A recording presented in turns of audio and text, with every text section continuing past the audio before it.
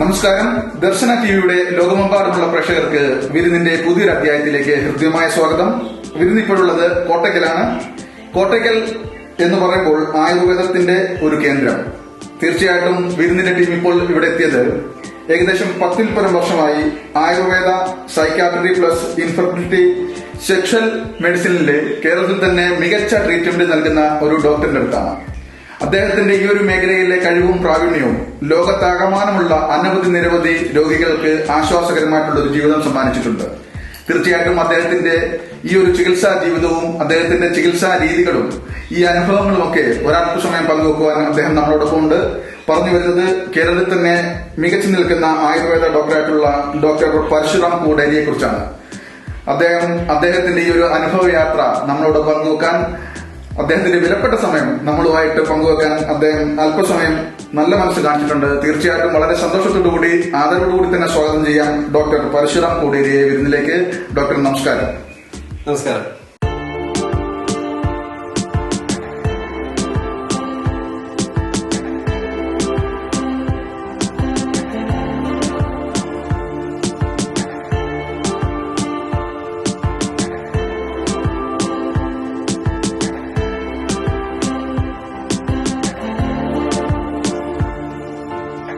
Doctor, വളരെയധികം സന്തോഷം. കാരണം ഈ ഒരു മേഖലയിലെ വിരുന്നിന്റെ അതിഥിയായിട്ട് ഇത്രയും മേഖല കൈകാര്യം ചെയ്യുന്ന ഒരു വ്യക്തി ആദ്യമായിട്ടാണെന്ന് തോന്നുന്നു, എനിക്ക് തോന്നുന്നു.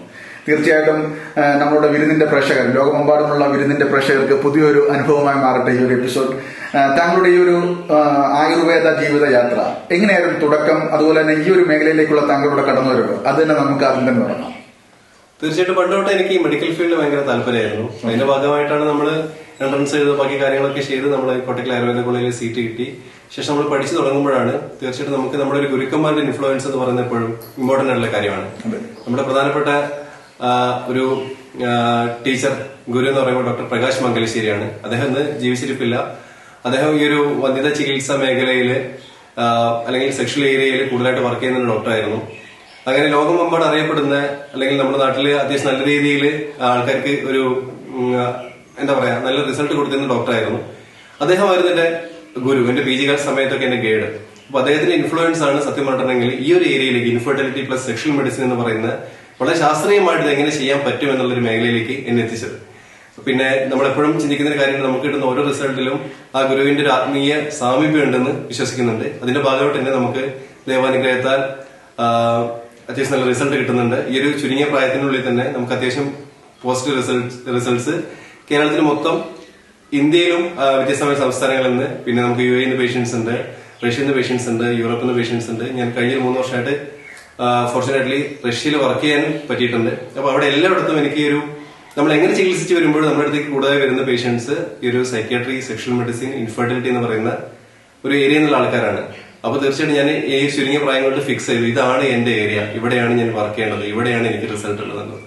ഡോക്ടർ, അതുപോലെ തന്നെ ഇപ്പോൾ സെക്ഷൽ മെഡിസിൻ താങ്കൾ കൈകാര്യം ചെയ്യുന്ന ഒരു മേഖലയാണ്. ഈ എന്തൊക്കെ തരത്തിലുള്ള രീതിയിലുള്ള സെക്ഷൽ മെഡിസിനാണ് താങ്കളുടെ നേതൃത്വത്തിൽ ട്രീറ്റ്മെന്റ് ചെയ്ത് കൊടുക്കുന്നത്? അതുപോലെ അത് ഏതൊക്കെ തരത്തിലുള്ള ബുദ്ധിമുട്ടുകൾക്കാണ് ഈ ഒരു മെഡിസിൻ അല്ലെങ്കിൽ താങ്കളുടെ ഈ ഒരു ട്രീറ്റ്മെന്റ് പരിഹാരം ഉണ്ടാക്കാൻ പറ്റുന്നത്? അത് പറയുമ്പോൾ നമ്മൾ ആദ്യമായിട്ട് പറയേണ്ട ഒരു കാര്യം, ഈ സെക്ഷൽ മെഡിസിൻ വെച്ചിട്ടുണ്ടെങ്കിൽ നമ്മൾ മലയാളികളുടെ ഇടയിൽ ഇപ്പോഴും തമാശ ലൈംഗിക പ്രശ്നം എന്നൊക്കെ പറയണമെങ്കിൽ ഈ ലൈംഗികത എന്നുള്ള വാക്കിന് നമ്മൾ ഉറക്കെ പറയില്ല. അത് വളരെ രഹസ്യമാണ്. എന്നാലും നമ്മുടെ ജീവിതത്തിൽ ഏറ്റവും പ്രധാനപ്പെട്ട ഒരു കാര്യം കൂടിയാണ്. പക്ഷെ ഈ സോഷ്യൽ സ്റ്റിഗ്മ അല്ലെങ്കിൽ അത്തരത്തിലുള്ള ഒരു സൊസൈറ്റി എന്ത് വിചാരിക്കും, അല്ലെങ്കിൽ ഏറ്റവും പ്രധാനപ്പെട്ട നമ്മൾക്ക് ഒരുപാട് കൂട്ടുകാരുണ്ടാവും, നമുക്ക് പ്രധാനപ്പെട്ട ഒരുപാട് റിലേറ്റീവ്സ് ഉണ്ടാവും. പക്ഷെ ഇത്തരത്തിൽ ഒരു ഉദാഹരണ പ്രശ്നം സംഭവിക്കുകയാണ്, അല്ലെങ്കിൽ കിടപ്പറയിൽ പല പ്രശ്നങ്ങൾ സംഭവിക്കുകയാണ്, നമ്മൾ അജ്ഞത ഉണ്ടാവാം. പക്ഷെ ഈ കാര്യങ്ങൾ നമ്മൾ ആരോട് ഷെയർ ചെയ്യില്ല.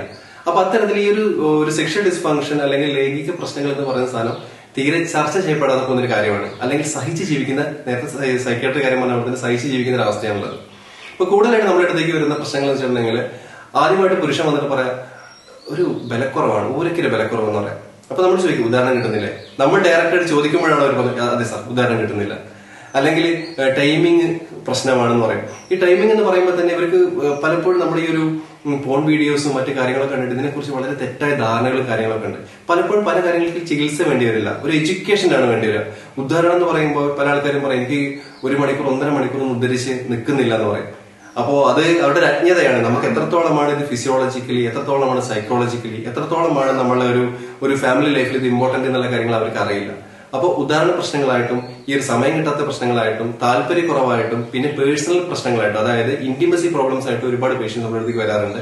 അപ്പൊ നമ്മളിവരെ സമീപിക്കുക എങ്ങനെയാ വെച്ചിട്ടുണ്ടെങ്കിൽ തുടക്കത്തിൽ തീർച്ചയായിട്ടും ഒരു sex education, what is sex, എന്താണ് ഈ ഒരു സെക്ഷൽ റിലേഷൻഷിപ്പ് എന്ന് പറയുന്നത്, അതിന്റെ ഇമ്പോർട്ടൻസ് എന്താണ്, നിങ്ങളുടെ സെക്ഷൽ ഹാബിറ്റ്സ് എന്തൊക്കെയാണ് എന്നുള്ള രീതിയിൽ പേഴ്സണൽ ആയിട്ടുള്ള ഹൈലി കോൺഫിഡൻഷ്യൽ ആയിട്ടുള്ള ഒരു കൺസൾട്ടേഷൻ കൊടുക്കുകയാണ് ചെയ്യുക. 1.5 മണിക്കൂർ വരുന്ന കൺസൾട്ടേഷൻ കൊടുക്കുകയാണ് ചെയ്യുക. അതുകൊണ്ട് തന്നെ ഒരു 70% അവരുടെ പ്രശ്നം സോൾവ് ആയിട്ടുണ്ടാവും. പിന്നീടാണ് അതിൽ മരുന്നിന്റെ ഒരു കാര്യം വരുന്നുള്ളൂ. പക്ഷെ മറിച്ച് നമ്മൾ ഇതിനെക്കുറിച്ച് വ്യക്തമായ ധാരണ ഇല്ലാത്തൊരു ഡോക്ടർ, ഏത് ഡോക്ടറെ അടുത്ത് പോയിട്ടുണ്ടെങ്കിലും സാധാരണ നമുക്ക് അറിയുന്ന അശ്വഗന്ധ എന്ന് പറയുന്നൊരു ഇതുണ്ട്, ഉടനെ കൊടുക്കും അശ്വഗന്ധ, അല്ലെങ്കിൽ അതുമായി ബന്ധപ്പെട്ട്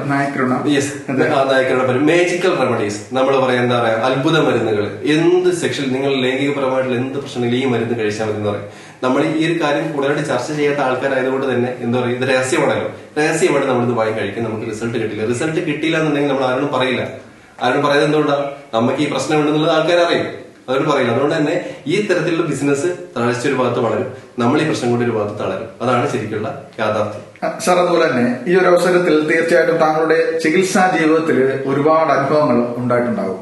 കാരണം പല രാജ്യങ്ങളിലും പല സ്റ്റേറ്റിലുള്ള പല തരത്തിലുള്ള രോഗികളെ താങ്കൾ അല്ലെങ്കിൽ ദമ്പതിമാരെ താങ്കൾ ട്രീറ്റ്മെന്റ് ചെയ്തിട്ടുണ്ടാകും. ഇപ്പം താങ്കളുടെ മനസ്സിലേക്ക് ഒരു അത്ഭുതം അല്ലെങ്കിൽ താങ്കളുടെ ജീവിതത്തിൽ ഒരു മധുരിക്കുന്ന ഓർമ്മയായിട്ട് കാണുന്ന അല്ലെങ്കിൽ ഒരു നമ്മളെപ്പോഴും ഓർത്തിരിക്കുന്ന ഒരു അനുഭവം പറയുവാണെങ്കിൽ ഏത് അനുഭവമായിരിക്കും താങ്കളുടെ മനസ്സിലെത്തുന്നത്? അത് ഒരുപാട് നമുക്ക് പോസിറ്റീവ് കേസുകളുണ്ട്. ഇപ്പോ നമ്മുടെ റഷ്യയിൽ തന്നെ ഏകദേശം 15+ നമുക്ക് പോസിറ്റീവ് നമ്മുടെ ആയുർവേദം കൊണ്ട് റഷ്യൻ കുട്ടികൾ റഷ്യയിൽ പോയിട്ട് നമുക്ക് ഉണ്ടായിട്ടുണ്ട്. പിന്നെ നമ്മുടെ നാട്ടിലാണെങ്കിൽ 50+ നമ്മൾ ഡോക്യുമെന്റ് ചെയ്തതും അതിനൊക്കെ കൂടുതലായിട്ട് ഡോക്യുമെന്റ് ചെയ്തിട്ടുള്ള ഒരുപാട് റിസൾട്ട്സ് ഉണ്ട്. പക്ഷെ ഇതിലിപ്പോ ചോദിച്ചാൽ എനിക്ക് ഇപ്പൊ പെട്ടെന്ന് ഓർമ്മ വരുന്ന ഒരു ഇമോഷണൽ ആയിട്ടുള്ള കാര്യമാണ്. നമ്മളിപ്പോ ലാസ്റ്റ് ഇപ്പോ വയനാട്ടിലൊരു ലാൻഡ് സ്ലൈഡ് ഉണ്ടായല്ലോ, ഒരുപാട് മരണങ്ങളും കാര്യങ്ങളൊക്കെ നടന്നു. ആ സമയത്ത് എനിക്ക് വയനാട്ടിൽ നിന്ന് ഒരു പേഷ്യന്റ് എന്നെ വിളിക്കാം. അപ്പൊ എന്നെ വിളിച്ചിട്ട് ഞാൻ ചോദിച്ചു അവർക്ക് എന്താ പറ്റി വിചാരിച്ചു. സാർ, ഞങ്ങള് പോസിറ്റീവായി, ഒരു 14 വർഷമായിട്ട് ഒരു കുട്ടികൾ ഇല്ലാതിരിക്കുന്ന ഒരു അവസ്ഥയായിരുന്നു. അപ്പൊ പെട്ടെന്ന് നമുക്ക് വല്ലാതെ ഇമോഷണൽ ആയിട്ടൊരു ഫീലിംഗ് വന്നു. ഒരുപാട് ആൾക്കാരവിടെ എന്താ പറയാ അപകടത്തിൽപ്പെട്ട് ദുരിതം അനുഭവിക്കുന്ന ഇടയ്ക്ക് നമ്മളിലൂടെ ഒരു 14 വർഷമായിട്ട് ബുദ്ധിമുട്ട് അനുഭവിച്ചുകൊണ്ടിരിക്കുന്ന ഇവരുടെ ഒരു വേറെ കേസും കൂടി ഉണ്ട്. ഇവരുടെ അലോപ്പതി, ഞാൻ ഒരിക്കലും ഒന്നിനും തള്ളി പറയുന്നതല്ല, പക്ഷെ അവര് എന്നോട് പറഞ്ഞാണ് അലോപ്പതി കാണിച്ചപ്പോൾ ഒരു പറഞ്ഞ കാര്യം വെച്ചിട്ടുണ്ടെങ്കിൽ നിങ്ങളുടെ ഈ ഹസ്ബൻഡിലൂടെ നിങ്ങൾക്ക് ഒരിക്കലും ഗർഭം ധരിക്കാൻ സാധിക്കില്ല. അവരത് പറഞ്ഞത് എന്റെ ഫസ്റ്റ് കൺസൾട്ടേഷൻ എനിക്ക് ഓർമ്മയുണ്ട്. ലാസ്റ്റ് അവർ എന്നെ വിളിച്ചത് എനിക്ക് കൃത്യമായിട്ട് ഓർമ്മയുണ്ട്. ഫസ്റ്റ് കൺസൾട്ടേഷൻ കരച്ചിലായിരുന്നു, ലാസ്റ്റ് ഒരു പോസിറ്റീവ് ആയപ്പോഴും ഭയങ്കര ഇമോഷണൽ കരച്ചിലായിരുന്നു. അപ്പൊ നമ്മൾ വിചാരിക്കുന്നുണ്ടെങ്കിൽ ഇപ്പൊ നേരത്തെ പറഞ്ഞ പോലെ എന്റെ സാറിന്റെ ആയുർവേദത്തിന്റെ ഒക്കെ ഒരു മാജിക് ആണ് അവിടെ സംഭവിക്കുന്നത്. അത്തരത്തിൽ ഇമോഷണൽ ആയിട്ടുള്ള ഒരു പോസിറ്റീവ് റിസൾട്ട് നമുക്ക് ഇമോഷണൽ ആയിട്ടാണ്. കരയാതെ ഒരാൾ നമ്മളോട് പോസിറ്റീവ് എന്ന് പറഞ്ഞിട്ടില്ല നേരെ. So every result is important, every result is emotional and every result it keeps our heart open. Sir, ഈ ഒരു അവസരത്തില് ഈ ഒരു ചികിത്സയുടെ പ്രാധാന്യം മനസ്സിലാക്കുന്നതുകൊണ്ട് തന്നെ ഇത് പല മേഖലകളിലും ഇതൊരു ബിസിനസ്സായി വളർന്നുകൊണ്ടിരിക്കുകയാണ്. വളർന്നു കഴിഞ്ഞു. ഇതിനുവേണ്ടി ഒരു ഫാമിലി മുടക്കുന്ന സാമ്പത്തികം വേറൊരു വിഷയത്തിനും മുടക്കാറില്ല. ആ ഒരു തരത്തിലേക്ക് നമ്മുടെ സമൂഹം വളർന്നിട്ടുണ്ട്. പണ്ട് മുതലേ എപ്പോഴും അങ്ങനെ തന്നെ മുന്നോട്ട് പോകുന്നു. ഈ ഒരു അവസരത്തിൽ നമ്മുടെ കാണുന്ന പ്രേക്ഷകർക്ക് അല്ലെങ്കിൽ ഡോക്ടറെ കേൾക്കുന്ന പ്രേക്ഷകർക്ക് അവരോടായിട്ട് താങ്കൾ കൊടുക്കാനുള്ള ഒരു അഡ്വൈസ് എന്താണ്?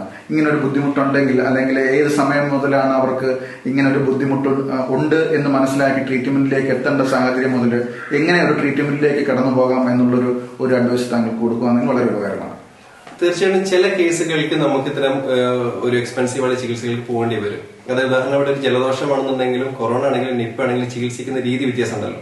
അപ്പൊ ചില കേസുകൾക്ക് പോകേണ്ടി വരും എല്ലാത്തിനും. പക്ഷെ ഒരു ജലദോഷം വരുമ്പോഴേക്കും നമ്മൾ നിപ്പയുടെ ട്രീറ്റ്മെന്റോ അല്ലെങ്കിൽ കൊറോണയ്ക്ക് എടുക്കുന്ന അത്രയും കെയറോ നമ്മൾ എടുക്കേണ്ടി വരില്ല എന്നുള്ളതാണ് സാധാരണ പേഷ്യൻസിനോട് പറയാറുള്ളത്. ഇവർക്ക് ഓവർ കൺസേൺ കാരണം പെട്ടെന്ന് തന്നെ ഓടിച്ചാടി IVF-ലേക്കോ അല്ലെങ്കിൽ IUI ചെയ്യാനോ അല്ലെങ്കിൽ ബാക്കി കാര്യങ്ങളിലേക്കോ നീങ്ങാണ് ചെയ്യുന്നത്. സോ അത്തരത്തിൽ ആശങ്കയുടെ ആവശ്യമില്ല. നിങ്ങൾ കൃത്യമായിട്ട് നിങ്ങൾക്ക് കുട്ടികൾ ഉണ്ടാകാൻ വൈകുന്നുണ്ടെങ്കിൽ, ഒരു വർഷത്തെ കൃത്യമായിട്ട് സെക്ഷൽ കോൺടാക്ടിന് ശേഷം നിങ്ങൾക്ക് കുട്ടികൾ ഉണ്ടാകാൻ വൈകുന്നുണ്ടെങ്കിൽ, അല്ലെങ്കിൽ നിങ്ങളുടെ ലൈംഗിക ശേഷിക്ക് എന്തെങ്കിലും പ്രശ്നം സംഭവിക്കുന്നുണ്ടെങ്കിൽ കൃത്യമായിട്ട് ഒരു നല്ല ഡോക്ടറെ കാണിച്ച് എന്താണ് എനിക്ക് സംഭവിക്കുന്നത്, എന്താണ് എന്റെ കണ്ടീഷൻ, എന്താണ് ഇതിന്റെ പ്രോഗ്നോസിസ് അല്ലെങ്കിൽ എന്താണ് ഇതിന്റെ സാധ്യത എന്നുള്ളത് മനസ്സിലാക്കുക. ശേഷം നിങ്ങൾ ചികിത്സയിലേക്ക് പോകുക. ഉടൻ തന്നെ ചാടി കയറി ഇങ്ങനൊരു ചികിത്സയുണ്ട് എന്ന് ആരെങ്കിലും പറയുന്നത് കേട്ട് അങ്ങോട്ടേക്ക് ഉടനെ കയറി പോകരുത്. കാരണം ഏത് സ്ഥാപനമാണെന്നുണ്ടെങ്കിലും ഞാനാണെന്നുണ്ടെങ്കിലും ജീവിക്കാൻ വേണ്ടിയാണ് ഈ വൈദ്യവൃത്തി ചെയ്യുന്നത്. പക്ഷെ പലപ്പോഴും പല ആൾക്കാരെ വൈദ്യവൃത്തി എന്നുള്ള വാക്ക് മാറ്റിയിട്ട് അതൊരു ബിസിനസ് മാത്രമായി കൊണ്ടു നടക്കുന്നുണ്ട്. സോ അത്തരം ആൾക്കാരെ കൈപ്പെട്ടിട്ടുണ്ടെങ്കിൽ നിങ്ങളുടെ വർഷങ്ങളുടെ നഷ്ടമാണ്, പൈസയുടെ നഷ്ടമാണ്, അറ്റ്ലാസ്റ്റ് ചികിത്സിച്ച് പക്ഷെ കുട്ടികൾ ഉണ്ടായില്ല എന്നുള്ള അവസ്ഥയിലേക്ക് വരെ എത്താൻ സാധ്യതയുണ്ട്. സോ നമ്മൾ വളരെ സെൻസിറ്റീവ് ആയിട്ട്, വളരെ സെൻസിബിൾ ആയിട്ട്, നന്നായിട്ട് അന്വേഷിച്ചിട്ട് കൃത്യമായിട്ട് ചികിത്സയിലേക്ക് പോവുക. ഡോക്ടർ, അതുപോലെ തന്നെ ഇപ്പൊ നമ്മളൊരു ട്രീറ്റ്മെന്റ് ചെയ്ത് സക്സസ് ആയിട്ട് ഒരു ഫാമിലിയെ കണ്ടിട്ട് അവരുടെ ആ ഒരു ട്രീറ്റ്മെന്റ് മെതഡിൽ കൂടി തന്നെ മുന്നോട്ട് പോകാൻ വേറൊരു ഫാമിലി തീരുമാനിച്ചു കഴിഞ്ഞാൽ അതിനകത്തൊരു സക്സസ് ഉണ്ടാവുമോ, അല്ലെങ്കിൽ ആ റൂട്ട് ക്ലിയർ ആകുമോ? ഇതിലാണ് നമ്മൾ ഈ ഒരു നല്ല വൈദ്യന്മാരുണ്ട്, എന്നാൽ ഈ ബിസിനസ് ആയിട്ട് വൈദ്യം ചെയ്യുന്ന ആൾക്കാരുണ്ട്. തീർച്ചയായിട്ടും നമ്മൾ അവരെ അംഗീകരിക്കുന്നു, അവരുടെ അടുത്ത് പഠിക്കേണ്ട കാര്യം നമ്മൾ പഠിക്കാറുണ്ട്. പക്ഷെ ഒറ്റമൂലി ചികിത്സ എന്നൊക്കെ പറയുന്ന ഒരു അബദ്ധം വരുന്നത് എവിടെയാണ്? എല്ലാവർക്കും ഒരേ ട്രീറ്റ്മെന്റ് എന്ന് പറയുന്ന കാര്യം ഒരിക്കലും അങ്ങനെയല്ല. ഹൈലി പേഴ്സണലൈസ്ഡ് ആണ് ഇത്തരം കാര്യങ്ങൾ. അതായത് ഓരോ ആൾക്കാർക്കും ഓരോ പ്രശ്നങ്ങൾ കൊണ്ടായിരിക്കും ഈ കുട്ടികൾ എണ്ണാൻ വൈകുന്നത്. ഒരാളുടെ പ്രശ്നം വെച്ചിട്ടുണ്ടെങ്കിൽ കൗണ്ടിലെ പ്രശ്നമായിരിക്കാം, ഒരാളുടെ പ്രശ്നം വിസ്കോസിറ്റിയിലെ പ്രശ്നമായിരിക്കാം, അതായത് ഈ ഒരു ശുക്ലത്തിന്റെ കട്ടിയിലെ പ്രശ്നമായിരിക്കാം, അല്ലെങ്കിൽ ബീജാണുക്കളുടെ സ്ട്രക്ചറിലെ പ്രശ്നമായിരിക്കാം, അങ്ങനെ മോട്ടിലിറ്റിയിലെ പ്രശ്നമായിരിക്കാം. മോട്ടിലിറ്റിയിലെ പ്രശ്നം തന്നെ, ചലനശേഷിയിലെ പ്രശ്നം തന്നെ വ്യത്യസ്തമായ കാരണങ്ങൾ കൊണ്ടുണ്ടായിരിക്കാം. ഒരാൾ തടിച്ച ആളായിരിക്കും, ഒരാൾ മെലിഞ്ഞ ആളായിരിക്കും, ഒരാൾ പെട്ടെന്ന് ദേഷ്യം വരുന്ന ആളായിരിക്കാം, ഒരാൾ ശരീരത്തിന് ചൂട് കൂടുതലുള്ള ആളായിരിക്കും, ഒരാൾ ചൂട് കുറവിൽ തണുത്ത ശരീരമുള്ള ആളായിരിക്കാം. അങ്ങനെ വ്യത്യസ്തമുള്ള ആൾക്കാരാണ്. ഈ ഓരോ ആൾക്കാർക്കും ഈ ഒരു ഇൻഫെർട്ടിലിറ്റി അല്ലെങ്കിൽ മന്ധ്യത എന്ന് പറയുന്നത് ഉണ്ടാകുന്നത് ഓരോ റീസൺ കൊണ്ടാണ്. ഓരോ ആൾക്കാരെ സമീപിക്കേണ്ട ഓരോ തരത്തിലാണ്. ചിലപ്പോൾ എൻ്റർലി ഡിഫറെന്റ് ആയിരിക്കും നമ്മുടെ ചികിത്സയ്ക്ക് വരുന്നത്. അതുകൊണ്ട് തന്നെ ഒരു കപ്പിളിന് നമ്മൾ ചികിത്സ ചെയ്ത് കുട്ടികളുണ്ടെങ്കിൽ അതേ പ്രോട്ടോകോൾ അല്ല നമ്മൾ അടുത്ത ആൾക്കെടുക്കുക. അവർക്ക് ഒരു 1.5 മണിക്കൂർ നമ്മൾ കൺസൾട്ടേഷൻ കൊടുത്ത് അവരുടെ പ്രശ്നങ്ങൾ മനസ്സിലാക്കി ശേഷം അവർക്ക് ഒരു പ്രോട്ടോകോൾ ഉണ്ടാക്കിയിട്ട് നമ്മൾ ചികിത്സിക്കും. ശാസ്ത്രീയമായിട്ട് മോഡേൺ ആയിട്ട് നമ്മൾ എക്സ്പ്ലെയിൻ ചെയ്ത് കൊടുക്കുക എന്താണെന്നുള്ളത്, ആയുർവേദപരമായിട്ട് എക്സ്പ്ലെയിൻ ചെയ്ത് കൊടുക്കുക എന്താണ് നിങ്ങളുടെ പ്രശ്നം എന്നുള്ളത്, എന്തായിരിക്കും നിങ്ങൾ ചികിത്സ ചെയ്തിട്ടുണ്ടെങ്കിൽ നിങ്ങൾക്ക് ഉണ്ടാവുക, അല്ലെങ്കിൽ എത്ര കാലം ചെയ്യണം എന്നുള്ള രീതിയിൽ നമ്മൾ എക്സ്പ്ലെയിൻ ചെയ്ത് കൊടുക്കും. അത് ഓരോ ആൾക്കാർക്കും ഓരോ തരത്തിലാണ്. ഡോക്ടർ, അതുപോലെ തന്നെ നമ്മുടെ പ്രോഗ്രാം കണ്ടുകൊണ്ടിരിക്കുന്നവർക്കായാലും മറ്റുള്ളവർക്കായാലും നമ്മുടെ ഒരു കുട്ടിയെ വേണമെന്ന് ആഗ്രഹിച്ച് അവരുടെ ഒരു ജീവിതം സ്റ്റാർട്ട് ചെയ്യുമ്പോൾ അവർ എടുക്കേണ്ട മുൻകരുതലുകൾ, അവരുടെ ജീവിത ശൈലിയിലുള്ള മാറ്റങ്ങൾ അല്ലെങ്കിൽ ഭക്ഷണ ക്രമീകരണങ്ങൾ, അതുപോലെ തന്നെ അവർ എന്തൊക്കെ കരുതലുകളാണ് ഒരു ആരോഗ്യകരമായിട്ടുള്ള ഒരു കുട്ടിയിലേക്ക് അവരെ എത്തിക്കുന്നതിന് വേണ്ട ഒരു നിർദ്ദേശം താങ്കളുടെ ഭാഗത്ത് നിന്ന് എന്താണ്? തീർച്ചയായിട്ടും ഏറ്റവും നല്ല ക്വസ്റ്റ്യൻ ആണത്. കാരണം വെച്ചിട്ടുണ്ടെങ്കിൽ എല്ലാ കേസുകളും വന്ധ്യത ആവുന്നില്ല. നമുക്ക് സാധാരണ നോർമലായിട്ട് കുട്ടികളുണ്ടാവും, അതാണ് നോർമൽസി എന്ന് പറയുന്നത്. പലപ്പോഴും പക്ഷെ ഇതിൽ പ്രിപ്പറേഷൻ നടക്കുന്നില്ല എന്നുള്ളതാണ്. ചിട്ടയായിട്ടുള്ള ആഹാരം, ചിട്ടയായിട്ടുള്ള എക്സസൈസ്, അതായത് വിഹാരം, ചിട്ടയായിട്ടുള്ള ഉറക്കം എന്ന് പറയുന്ന ഏറ്റവും ഇമ്പോർട്ടന്റ് ആയിട്ടുള്ള കാര്യമാണ്. ഇത് മൂന്നുമാണ് ഏറ്റവും പ്രധാനമായിട്ട് ശ്രദ്ധിക്കേണ്ടത്. ഞാൻ എന്ത് കഴിക്കുന്നു എന്നുള്ള കാര്യം, അതായത് വല്ലാതെ ജങ്ക് ഫുഡ്സ് കഴിക്കാതിരിക്കുക, എരിവ്, പുളി, ഉപ്പ് എന്നുള്ള സാധനങ്ങൾ അധികം കഴിക്കാതിരിക്കുക എന്നുള്ള കാര്യങ്ങൾ ബേസിക് ആയിട്ട് ശ്രദ്ധിക്കേണ്ടത്. നന്നായിട്ട് വെള്ളം കുടിക്കുക, ഇലകളും പച്ചക്കറികളും പഴങ്ങളും ധാരാളമായിട്ട്, സീസണൽ ഫ്രൂട്ട്സ് ഒക്കെ ധാരാളമായിട്ട് ശരീരത്തിൽ എത്തുന്നുള്ള കാര്യം ഉറപ്പുവരുത്തുക. പ്ലസ് അതിന്റെ കൂടെ അഡീഷണൽ ആയിട്ട് ആയുർവേദത്തിന് പറയുന്ന ഒരു കാര്യം പ്രീ കൺസെപ്ഷൻ കെയർ എന്ന് പറയുന്ന ഒരു ചികിത്സയുണ്ട്.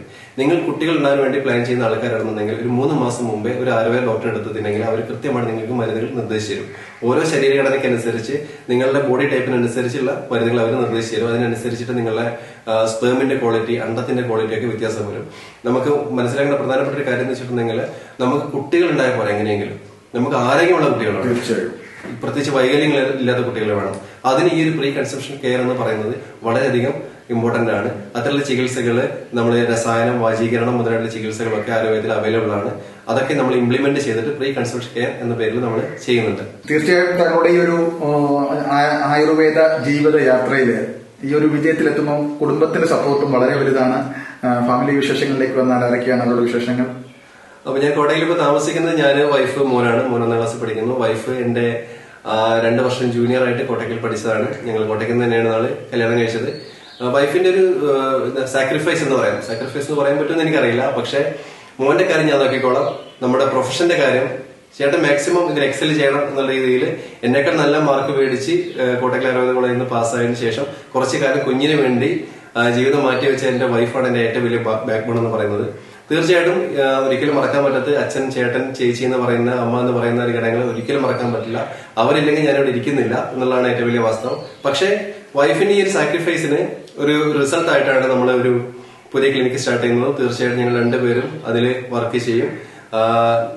ഒരു ആയുർവേദത്തിന്റെ അല്ലെങ്കിൽ ഞങ്ങൾ പഠിച്ച ഒരു ശാസ്ത്രത്തിന്റെ ഗുണം മാക്സിമം ആൾക്കാരിൽ എത്തിക്കാൻ പറ്റുന്ന ഒരു വിശ്വാസത്തിലാണ് പോകുന്നത്. വൈഫിന്റെ പേര്, മകന്റെ പേര്? വൈഫിന്റെ പേര് ഡോക്ടർ അഞ്ജു, മകൻ റാം വാസുദേവ് എന്നാണ്. 1ാം ക്ലാസ്സിൽ പഠിക്കുന്നത്. NSS കരയോഗ സ്കൂളിൽ പഠിക്കുന്നു. ഡോക്ടർ, വളരെയധികം സന്തോഷം. നമ്മുടെ വിരുന്നിന്റെ ഒരു എപ്പിസോഡ് ഇത്രയും ധന്യമാക്കിയ താങ്കൾക്ക് ആദ്യം തന്നെ ഹൃദ്യമായ നന്ദി അറിയിക്കുന്നു. വ്യത്യസ്തമായിട്ടുള്ള ഒരു എപ്പിസോഡ് സമ്മാനിച്ചതിന് തീർച്ചയായിട്ടും ഡോക്ടർ പരശുരാം കൂടേരി അദ്ദേഹത്തിന്റെ ഇനിയുള്ള ജീവിതം ഒരുപാട് പേർക്ക്, ഒരുപാട് ദമ്പതികൾക്ക് അല്ലെങ്കിൽ ഒരുപാട് ബുദ്ധിമുട്ട് അനുഭവിക്കുന്നവർക്ക് ഒരു ആശ്വാസ കേന്ദ്രമായി മാറും, അല്ലെങ്കിൽ ആശ്വാസമായി മാറും എന്ന് ഉറച്ച വിശ്വാസത്തോടുകൂടി താങ്കളുടെ വിലപ്പെട്ട സമയം നമുക്ക് വേണ്ടി അനുവദിച്ചതിനെ ഒരിക്കൽ കൂടി നന്ദി അർപ്പിച്ചു നിർത്തുന്നു. നന്ദി, നമസ്കാരം.